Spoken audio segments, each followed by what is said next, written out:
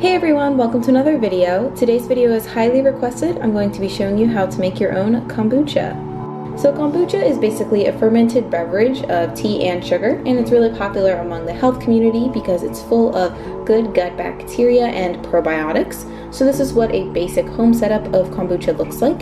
And the thing that makes a kombucha is what I'm pulling out right here, and it is called a SCOBY, which has a really fancy acronym, but you can basically just think of it as a circle of healthy bacteria. So there are three basic rules in making your own kombucha, those being no soap, no metal, and no heat. All of these things will negatively affect your SCOBY, so you never want the SCOBY to be in contact with these. Now that being said, let's just get into how to make your own kombucha. So step one is to get a SCOBY. So you should receive a SCOBY that's in about half of a cup of starter fluid from someone else's previous batch. You can also purchase a SCOBY online that is inactive, but that will have separate instructions. So this video is more for those who are receiving an active SCOBY from a friend. So after you get your SCOBY, the first step will be to boil some water. So in a medium-sized saucepan, you're going to put 3 to 4 cups of preferably filtered water into the pot and bring this to a boil. This just kills the extra bacteria or toxins that may still be in the water. And while that's coming to a boil, you can prepare your brew. So for one batch of kombucha, you will need 2 tea bags. I use organic green tea. You'll also need 1/4 of a cup of sugar of your choice.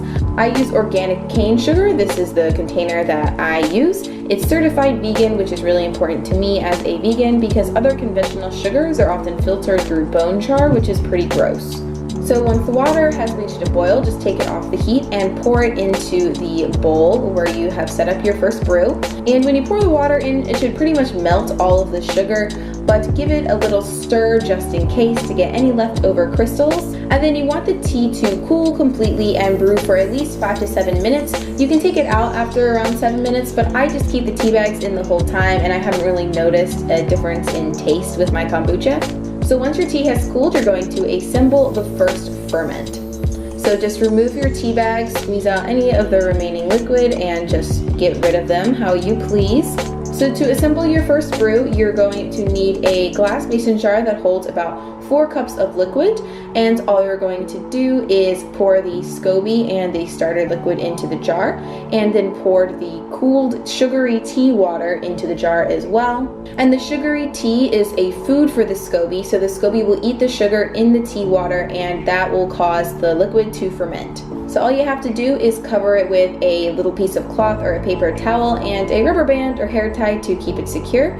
Then you're just going to store this jar in a cool and dry place for around a week. So after your first brew has fermented for about a week and most of the sugars have been eaten by the SCOBY, you will have a baby SCOBY on top of this liquid, which you can see in this video, and you can do one of 2 things with your SCOBY. First, you can choose to share your SCOBY with a friend. So all you need to do is remove it from the jar with non-metal utensils.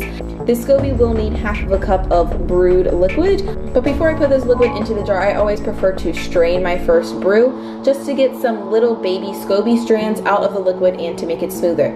So for that, you're just going to need a glass bowl and a plastic strainer. This is the one that I use, and all you have to do is pour your first brew through the strainer and your SCOBY will plop out. Then just return the old SCOBY back to its jar. If you want to wash this jar before you put the SCOBY in, you can use a mixture of hot water and vinegar. Remember, we don't use soap.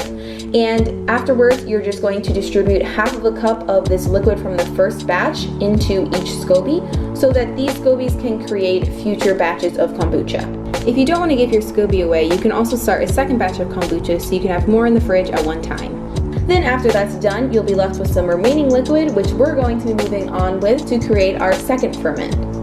So the second ferment is completely optional, but this is how your kombucha becomes fizzy. Basically what you're going to do is pour the remaining leftover liquid from the first ferment into a glass jar with 1 teaspoon of sugar. Then you're going to seal the lid on this jar, which allows for carbonation to accumulate. You can also add flavor to your kombucha at this point by adding some fresh fruit or dehydrated spices, but I just prefer to keep it simple and leave my kombucha unflavored. And once again, you're going to store this jar in a cool and dry place for 5 to 7 days. And after this time, you can place your kombucha in the fridge for a bit to cool it down, and it's ready to enjoy. Like I've said previously, I prefer to drink my kombucha plain, but sometimes if I'm feeling fancy, I do add other fruit juices to it during this step, just if I want to mix things up every once in a while. But that is pretty much it, guys. I hope this video was helpful for some of you and it inspires you guys to make your own kombucha cultures. It looks kind of intimidating at first, but it's actually really easy once you start to get the hang of it, and I absolutely love kombucha and I love incorporating it as a probiotic into my healthy vegan diet. So as always, guys, thank you so much for watching. I really appreciate it, and I will see you in the next video. Bye!